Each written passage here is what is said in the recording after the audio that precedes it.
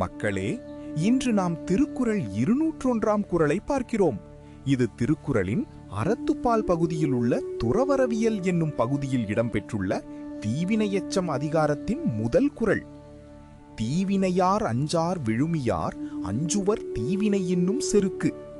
இந்த குறள் சொல்ல வருவது என்னவென்றால், தவறான செயல்களை செய்யும் மனிதர்கள் அதை பற்றி பயப்பட மாட்டார்கள். அவர்களுக்கு தான் செய்வது தவறு என்ற உணர்வே இருக்காது. அதனால் அவர்கள் தொடர்ந்து தீய செயல்களை செய்வார்கள்.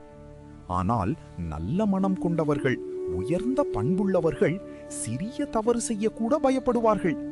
ஏனெனில் தீய செயல் ஒரு நாள் நம்மையே பாதிக்கும் என்பதை அவர்கள் நன்றாக அறிந்திருப்பார்கள். கோபத்தில் செய்த ஒரு தவறு வாழ்க்கை முழுவதையும் பாதிக்கலாம். பேராசையில் செய்த ஒரு தவறு நல்ல பெயரை கெடுக்கலாம். அதனால் தவறு செய்வதற்கு முன் அதன் விளைவை நினைத்து பயப்பட வேண்டும்.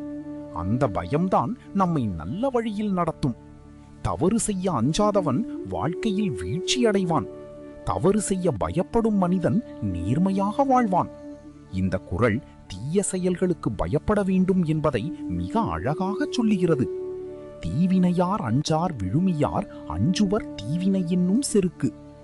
அடுத்த குறளில் மீண்டும் சந்திப்போம்.